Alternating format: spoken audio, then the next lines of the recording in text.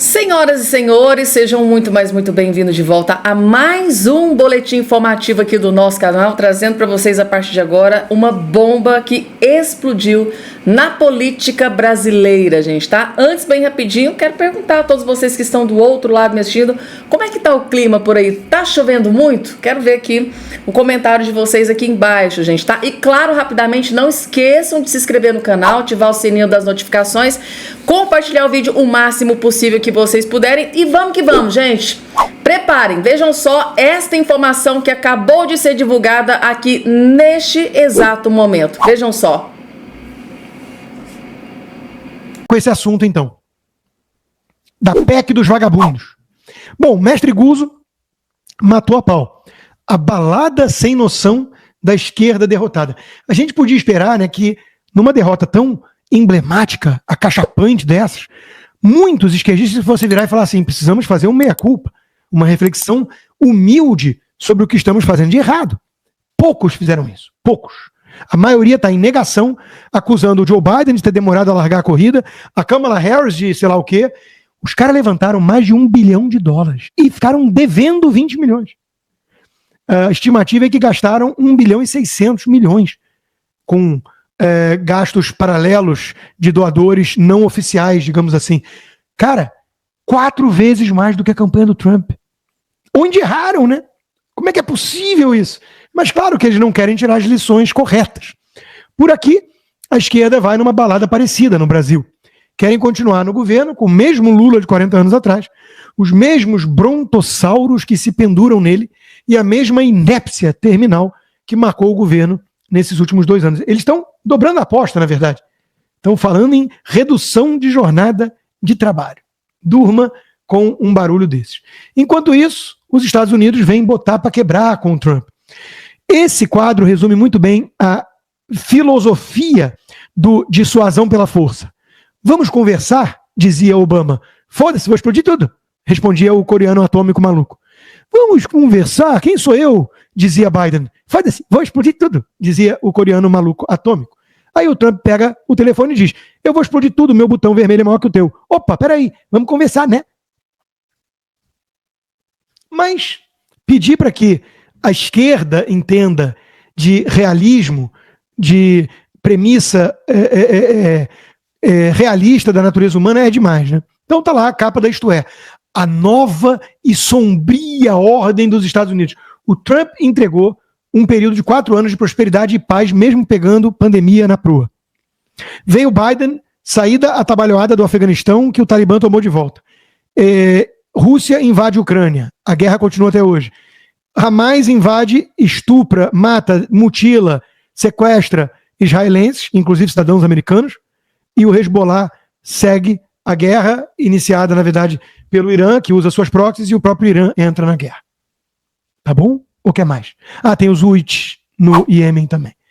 Então, bastou o Trump vencer, que parece que a turma do Qatar, que vive nesse jogo duplo, que tem a Qatar Airlines fazendo campanha no Ocidente, ao mesmo tempo que recebe em hotel 6 estrelas os líderes terroristas do Hamas, parece que o Qatar está pensando em dar um pé na bunda dos coleguinhas terroristas.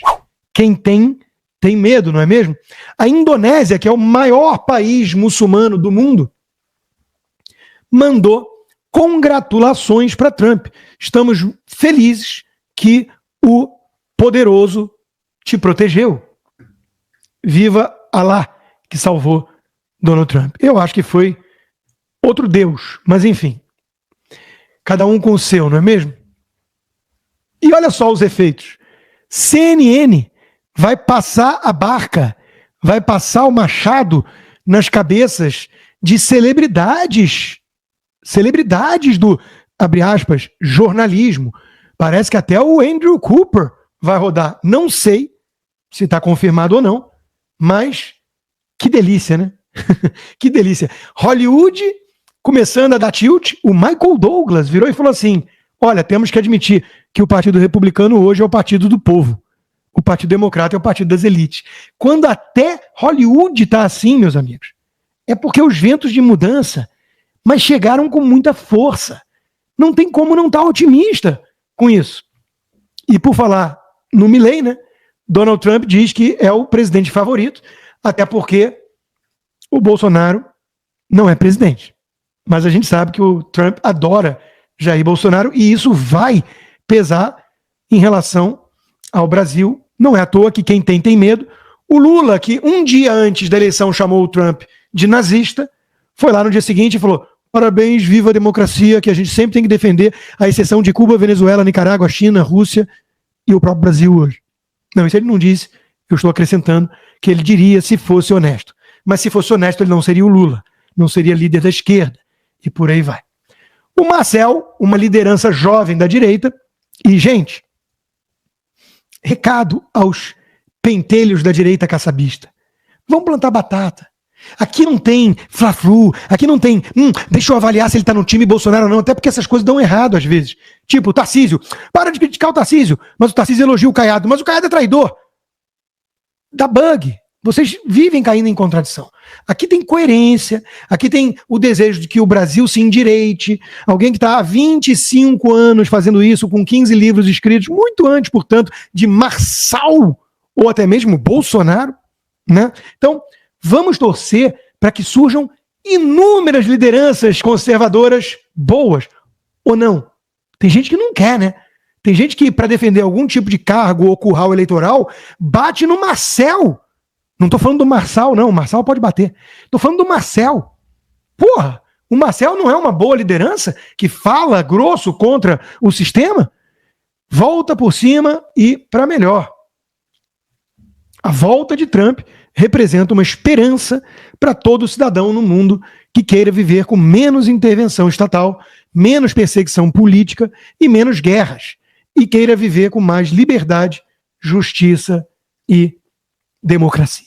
Parabéns, o Marcel me representa.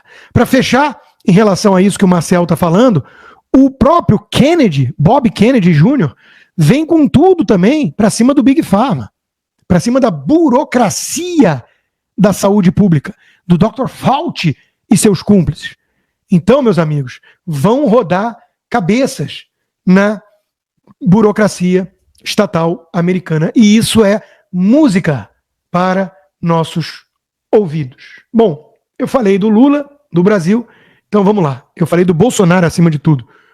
O texto que Bolsonaro publicou na Folha de São Paulo está excelente, muito bem escrito, chamando a atenção justamente para o fato de que a bolha que diz lutar pela democracia, destruindo-a, fica encastelada e perde o contato com a realidade, que a direita veio para defender a voz do povo. E não há nada mais forte como uma ideia cuja hora é chegada, como diria Victor Hugo, autor de Os Miseráveis. E a ideia da direita tá aí, gente, para quem quiser ouvir. Então não adianta, como disse o próprio Bolsonaro, perseguir uma liderança, vão surgir outras. Então o recado está claro.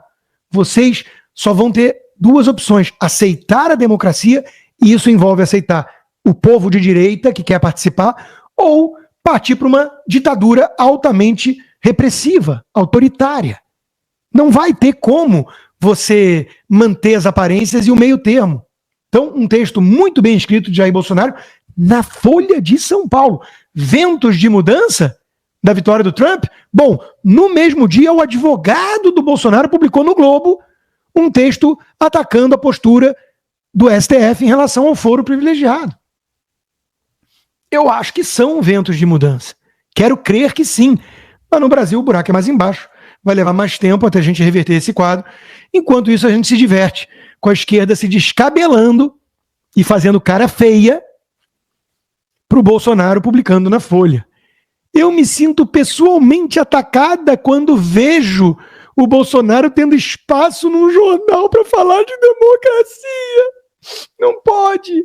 Eu li o livro do Imitador de Focas. Tolerância é eliminar mais da metade do povo. Só aí vamos ter paz.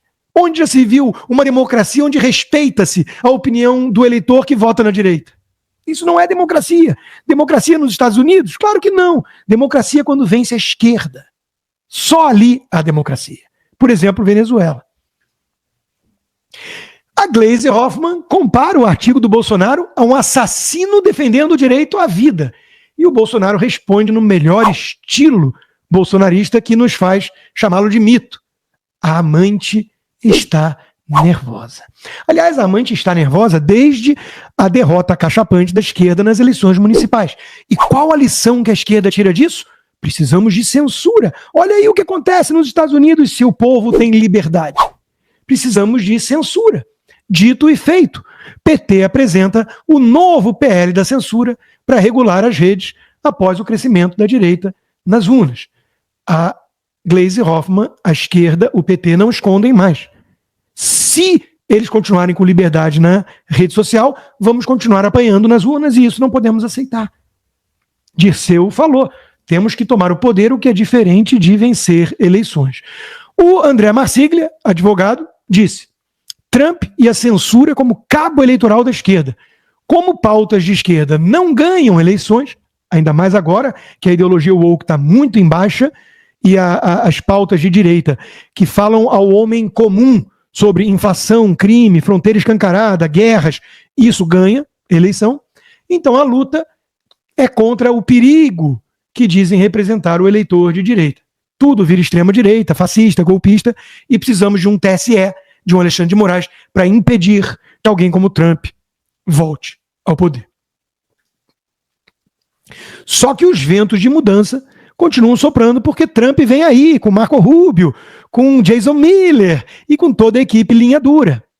Polícia Federal, que é do Lula, segundo o Dino, prepara mudanças em diretoria que concentra inquéritos sobre Bolsonaro. Parece que o Fábio Schor, aquele que o Marcel Van Hatten denunciou e está sendo perseguido por ter denunciado, parece que ele estaria na turma que vai ser rearranjada, remanejada nos quadros da PF. Enquanto isso, segundo a CNN Brasil, denúncia contra Bolsonaro deve ficar para 2025. Manifestação da PGR sobre tentativa de golpe de Estado pode ficar para fevereiro ou março. E eles vão empurrando com a barriga para manter uma espada na cabeça do Bolsonaro e um instrumento para poder continuar perseguindo o maior cabo eleitoral da direita no Brasil. Mas eles têm do outro lado o Flávio Dino para fazer agora o trabalho sujo. E como todo bom comunista, o que o Dino sabe fazer é queimar livros. Então, na coluna de hoje da Gazeta, o Luciano Trigo lembrou que era exatamente o que fazia o nazismo, né, sobre a destruição de livros. Nunca nenhuma tirania foi implantada sem que apelasse a uma causa nobre. Nunca alguém virou e falou: eu vou ser um tirano porque eu sou psicopata, mal, gosto de perseguir as pessoas, odeio aquele Constantino, vou congelar o dinheiro dele, vou tirar o passaporte dele porque eu odeio ele, ponto. Não, é para salvar a democracia. E é exatamente o que falava a turma nazista. E o povo alemão, uma boa parte, caiu, aplaudiu, participou ativamente da queima de livros. Afinal, eram livros de degenerados, moralmente corruptos, que impediam a grandeza alemã, não é mesmo? Então, meus amigos, todo tirano se apresenta como um salvador da pátria, da democracia e por aí vai. Eles não estavam destruindo livros por maldade, mas para proteger o Estado de Direito e a população mais vulnerável. Era um gesto de amor. Deu no que deu, porque para fazer uma omelete gostosa tem que quebrar muitos e muitos ovos. E por falar no homenzinho frágil, é sempre a premissa por trás de todo autoritário. Precisamos impor uma jornada de trabalho menor para proteger o trabalhador. Mas o trabalhador não quer isso, não. Ele quer liberdade para trabalhar, para ganhar mais. Não, não, não. Eu vou cuidar dos direitos dele e vou chamar de conquistas trabalhistas. Mesmo que 1/3 esteja na informalidade, mais de 10% desempregado e que o trabalhador médio brasileiro ganhe 5 vezes menos do que o americano. Pela questão da produtividade e da lei de oferta e demanda e do próprio mercado de trabalho. Eu vou, em outras palavras, ferrar com a vida do trabalhador, mas em nome da sua proteção. Tá bom para vocês? O trabalhador vai sofrer duplamente, porque vem aí inflação. O próprio Banco Central alerta, não há inflação baixa sem controle de gastos. É o óbvio ululante. Os diretores do BC avaliam que o aumento de gastos públicos e a falta de previsibilidade nas regras fiscais afetam os preços dos ativos e a expectativa de inflação. Alguém acredita que este governo que aí está vai mesmo reduzir gastos? Uma boa surpresa foi ter sido nomeado pela revista Time, aquela que colocou Hitler como homem do ano, como uma das lideranças climáticas mais influentes do mundo. Opa, climáticas? Eu li direito? Pô, então troca a Marina Silva com ele, né? E bota a Marina Silva cuidando da economia. Mudanças climáticas. Claro que a Miriam Leitão festejou. Haddad está na lista das 100 maiores influências climáticas do mundo, segundo a revista Time. Olha, o complexo de vira-lata da esquerda brasileira é realmente algo fantástico. Bom, chocado eu estaria se o Haddad estivesse entre as 100 lideranças econômicas. Mas, vamos lá, né? Sob Lula, receita líquida bate recorde, mas não consegue superar a alta dos gastos. Tecla SAP. O governo nunca arrecadou tanto na história deste país, mas nunca gastou tanto. E o rombo fiscal está aí para prejudicar os mais pobres por meio da inflação. Os militares, lembra? Aqueles que já foram tão admirados pelo povo brasileiro e hoje merecem pintar asfalto mesmo, vão ter que pagar também um pato. Prestar continência para o Maduro, já fizeram. E agora, a Fazenda quer cortar quase 50 bilhões de reais das aposentadorias militares. Tenho pena não. Tenho pena não. A gente colhe normalmente aquilo que a gente planta na vida. Tenho pena não. Por falar nisso, a revista britânica The Economist perguntou: para que serve o exército brasileiro? E eu confesso não saber a resposta. Bom, é óbvio que eu não estou misturando joio e trigo. Eu sei que as bases, que o efetivo militar no Brasil é formado por pessoas muito honradas. Eu estou falando dos generais melancias, da cúpula traidora. Eu estou falando da elite militar, que normalmente é o problema no Brasil, né? É a elite. O povo brasileiro quer trabalhar, não quer 4x1. 4x3, desculpa. Acabar com 6x1. O povo brasileiro quer trabalhar. Quem é que vota no 4x3? A Tabata Amaral, a princesinha do homem mais rico do Brasil na política. A elite brasileira é que é um lixo, não o povo. A elite brasileira é que festeja a Janja Palusa.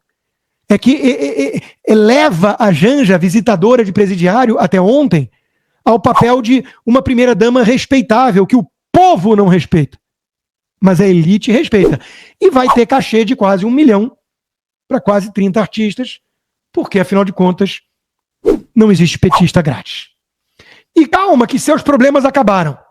O presidente Lula sancionou um projeto de lei que instituiu o Dia Nacional do Maracatu. Então, meus amigos, relax. Relaxa e goza. Porque pode não ter picanha. Não veio a chuva de picanha. A inflação está alta, sim. E os gastos não vão ceder? Não. Então vai subir mais ainda a inflação? Sim. E os impostos já são recordes? Sim. Mas tem o Dia Nacional do Maracatu agora. Maracatu. Porra. Faz o L aí, otário. By the way, carne de segunda? Conheça o shoulder, alternativa para um churrasco mais barato, já que o preço da picanha está alto. Como diz o Roberto Mota, deita aqui no meu shoulder e chora. Porque a jumela que está entrando no fiofó, a toba, a estrovenga que está entrando no fiofó do brasileiro, que fez o L, infelizmente não só de quem fez o L, de todos, né? Porque quando resolve se cometer um suicídio coletivo, arrasta-se junto o povo inocente. Não vai ter ombro para parar, não. A estrovenga vai com tudo, é cerol. Não tem nem KY para aliviar a dor. Tá pesada essa live hoje. Peço desculpas às tias do Zap. Às vezes eu me empolgo, nada disso é pensado a priori, é uma associação livre. Vem num fluxo, né? É incontido muitas vezes, e eu tenho esse lado, então às vezes vem, como vem um lado meio malvado meu, lado malvadão. Então hoje, por acaso, esse foi meu almoço. Eu juro por Deus, eu mandei foto para minha noiva. Então, hoje eu comi uma fraldinha de bison, uma carne muito macia, saborosa, sem gordura quase. Quer dizer, gordura no ponto que tem que ter alguma, né? Para fraldinha. Com legumes no vapor, que eu mesmo fiz. O chefe Consta manda bem na cozinha, cá entre nós. E Eu comi isso, mas o que eu posso fazer? Eu não fiz o L, eu sou americano, eu tô há 10 anos aqui, eu sou intergaláctico, eu sou sei lá o quê, mas eu tô comendo bem, porque eu não fiquei para ver o Lula destruindo o país uma vez mais, e eu não sou o Armínio Fraga, que fez o L, mas tô com medo. Eu não sou o João Moedo, que fala, eu sou um liberal, mas eu prefiro o comunista corrupto, porque o Bolsonaro me incomodou, estragou meus planos de poder, sabe? Então, essa gente é culpada pelo que está acontecendo no Brasil. Não vem jogar pedra em mim. Eu estou alertando e lutando muito a um custo pessoal altíssimo. Perdi o aniversário dos 50 anos da minha irmã. Vou perder, provavelmente, vamos ver se acontece algum milagre trampista até lá. Vou perder ano que vem o casamento da minha enteada, que escolheu, vai casar com um carioca e escolheram o Brasil como destino, né? Fazer o quê? Então, meus amigos, eu tô pagando preço alto, sem passaporte, com $100 mil confiscados por um batedor de carteira profissional e togado, meses de trabalho árduo e sob censura nas redes sociais, que é o meu ganha-pão, me comunicar com o meu público, né? Um jornalista que vive disso. Não posso, porque o Alexandre de Moraes não deixou. Então, de vez em quando vem um lado do tipo assim, vão se ferrar vocês, otários, que por nojinho de Bolsonaro e Paulo Guedes fizeram L e destruíram uma vez mais um país cheio de potencial e com metade do povo, pelo menos, quero crer que é muito mais, mas o TSE esconde, que quer um caminho alternativo para endireitar o país. E aí, vamos fechar com esse assunto então. Da PEC dos vagabundos. A PEC dos vagabundos, eu fico com uma única dúvida. Querem sair de 6 para 1 para 4 para 3. 4 dias de trabalho e 3 de descanso. Eu ainda acho que eles são muito insensíveis e opressores. Porque, veja, eu lembro daquele filme What About Mary? Quem vai ficar com Mary, com o Ben Stiller, em que ele dá carona, uma das cenas mais divertidas do filme, que ele dá carona para um psicopata que está com um corpo que ele bota esquartejado, morto na mala, né, da carona, e na conversa ele fala assim, eu tô com uma ideia brilhante. Sabe aquele programa de emagrecimento em 7 dias? Eu vou lançar um de 6 dias. Aí o Ben Stiller, muito boa ideia, muito boa. Claro, o único problema é se alguém lançar um de como emagrecer em 5 dias. Aí o psicopata começa a piscar o olho. Hã? Claro que não! Claro que não! Ninguém poderia emagrecer em 5 dias! Isso é impossível!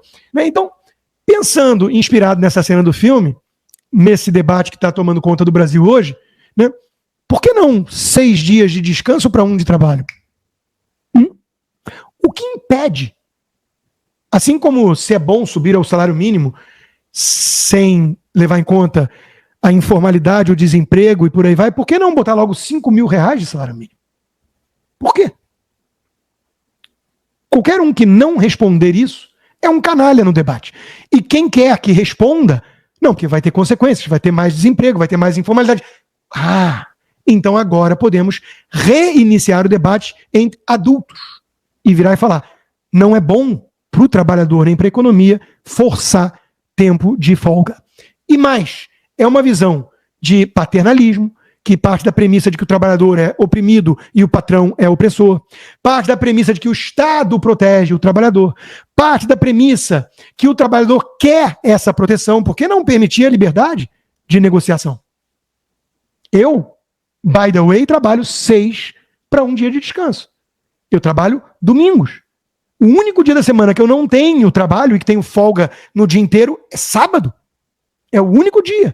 E nos Estados Unidos, se você não trabalha, você não ganha. Não temos aqui férias remuneradas, 13º, 14º, vale alimentação, vale refeição, vale transporte, vale maracatu.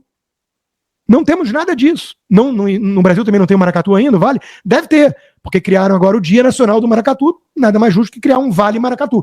Para o trabalhador poder ir curtir nesse dia a festa de maracatu. É apenas uma conclusão lógica. O economista Modigliani dizia, corta a pizza em 16 pedaços em vez de 12, que hoje eu estou com fome. Qualquer pessoa inteligente, que exclui todos os petistas, poderia virar e falar, mas não é a mesma pizza? Só em pedaços menores, para ter mais pedaços? Elementar, meu caro Watson, assim é o salário dos trabalhadores. O que a esquerda está discutindo é como dividi-lo. Porque a esquerda não liga a mínima para a realidade econômica e nem para o trabalhador. O imitador de focas que andou reclamando, esbravejando de entregador que fez um péssimo serviço no dia do Natal, que ele fez um pedido de R$1.000 e tantos, o mesmo que já se acabou de gastar 40 mil numa noite de férias, está dizendo que o burguês de direita não entende o básico. Se você aumenta o salário, a roda da economia gira porque o consumo aumenta. É brilhante. Eu estou me sentindo que nem o Boulos diante da cisterna do MTST. Puxa vida, que ideia brilhante. Pena que os povos da Mesopotâmia pensaram nisso há 4.000 anos atrás. Tipo, o Henry Ford dizia isso.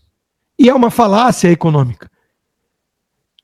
A lei de Sé explicaria para o imitador de focas o que é essa falácia econômica, mas eu não vou puxar a lei de Sé e jogar pérolas para porcos. Eu não vou vir de economista sério para falar com quem ganhou fama e fortuna imitando foca, pintando cabelo e ensinando como burlar controle parental e depois foi alçado ao patamar de intelectual por picaretas togados. Vai estudar economia, vagabundo. Mas está lá, o Joel Pinheiro, isentão, que se diz liberal. O empresário trabalha muito, é verdade, mas ele ganha para ele, se lucrar é dele, e se perder também. E se tiver preju, Joel? Já o funcionário trabalha por obrigação a um projeto do outro. Ninguém te obriga. Você pode sempre criar o seu próprio projeto e descobrir como a vida de empreendedor é dura e arriscada. Então, Joel dando uma de Elisiane Gama. Parabéns ao contratado da Globo News. Alckmin diz que redução é tendência no mundo inteiro. Não, é tendência na Europa, nos países ferrados, como a França. E claro, a Tabata, pressionada, assina contra escala 6x1, aquela que é financiada pelo homem mais rico do Brasil na política. E aquela que, por coincidência incrível, foi sorteada para o mesmo cursinho nos Estados Unidos que o seu namorado. É muita coincidência. E vão poder curtir Nova York em paz. Afinal de contas, ela, como deputada, já não trabalha 6x1.